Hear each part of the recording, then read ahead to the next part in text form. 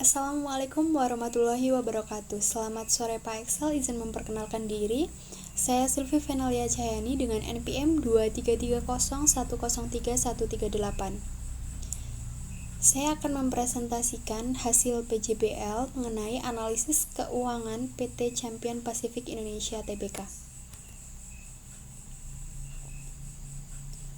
PT Champion Pacific Indonesia Tbk CPI ini berfokus pada pembuatan kemasan fleksibel untuk berbagai segmen dengan komitmen terhadap perbaikan kualitas dan efisiensi operasional.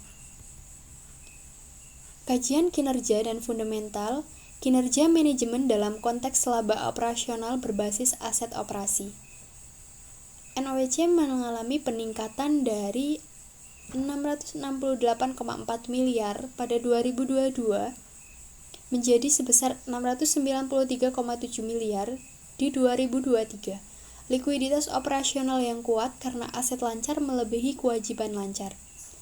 TOC mengalami kenaikan dari yang semula 790,3 miliar di 2022 menjadi 830,1 miliar pada 2023. Investasi tambahan untuk meningkatkan kapasitas produksi dan efisiensi operasional. NOPAT mengalami penurunan dari yang semula 100,3 miliar di 2022 menjadi 47,3 miliar di 2023. Ini menandakan adanya penurunan profitabilitas operasional yang perlu dievaluasi perusahaan. Kinerja manajemen dalam konteks added value. Penurunan MVA mengindikasikan berkurangnya nilai tambah bagi investor. Ini mencerminkan persepsi pasar yang kurang optimis terhadap kinerja perusahaan pada 2023. Economic Value Added (EVA) menunjukkan kesulitan menciptakan keuntungan di atas biaya modal. Perlunya strategi keuangan yang lebih efisien dan lebih baik dan tertata oleh perusahaan. Karakteristik fundamental perusahaan. Perusahaan menghadapi penurunan profitabilitas dan efisiensi operasional, BEP, ROI, ROE, profit margin negatif, serta manajemen aset yang kurang optimal. Namun likuiditasnya sangat kuat. Valuasi pasar menunjukkan Valuasi saham menunjukkan ekspektasi investor yang lebih realistis. PT Champion Pacific Indonesia sangat likuid tetapi perlu perbaikan signifikan dalam profitabilitas dan efisiensi operasional. Struktur modal, analisis kebijakan pendanaan langka panjang, debt to capital ratio, rasio utang rendah tetapi konservatif meski sedikit meningkat. Ekuitas dominan menunjukkan ekuitas naik meski laba menurun, fokus pada pendanaan internal. Utang jangka pendek menurun tipis, mencerminkan pengelolaan yang hati-hati.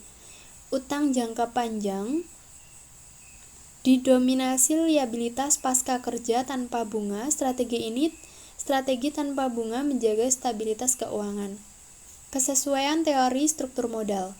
PT Champion Pacific Indonesia Tbk mencerminkan prinsip pecking order theory dengan mengutamakan pendanaan internal sebelum berutang.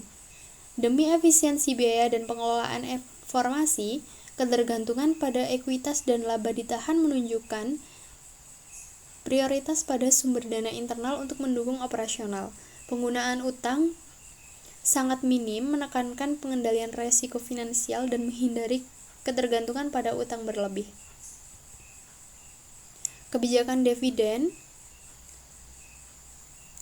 turun menjadi sebesar 39,79 pada 2023. Ini mencerminkan penurunan laba dari 71,47 miliar menjadi 38,40 miliar.